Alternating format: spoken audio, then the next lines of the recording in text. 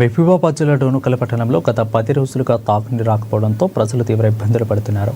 అధికారులు సైతం పట్టించుకోకపోవడంతో విసిగిన ప్రజలు గాంధీ సెంటర్లో మహాత్మా గాంధీ విగ్రహ పూలింగ్కి పూలమాలలు వేసి వినతిపత్రం అందజేశారు. ఇక డిఎస్ శ్రీనివాస్ యాదవ్ డోనుకల్ పట్టణ సుమారు 90% తాగునీరుపై ఆధారపడి ఉన్నారని, 10 రోజులుగా మంచినీటి సమస్య ఏర్పడి ప్రజలు అల్లాడిపోతున్నారని ఫైర్ అయ్యారు.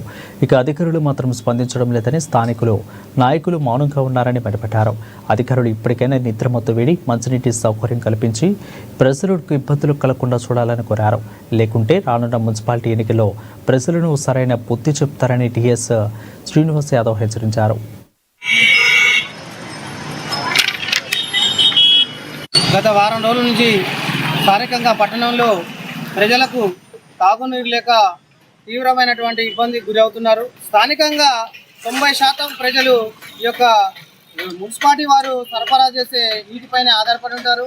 ఎందుకంటే చాలా వాటిలో బావులు లేవు, మరియు బోర్లు వేస్తే కూడా గతంలో ఫెయిల్ అయినటువంటి సందర్భాలు ఎన్నో ఉన్నాయి.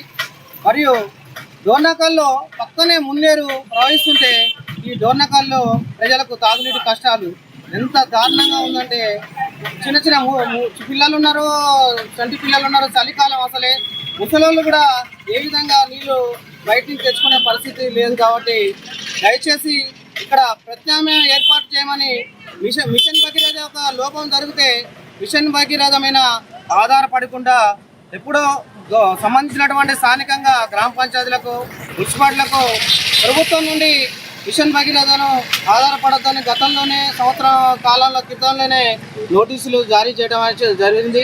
మరి ఆ ప్రత్యామ్నాయ ఏర్పాట్లు చేయలేని పరిస్థితి ఈరోజు డోర్నకల్ మున్సిపాలిటీలో ఉన్నది.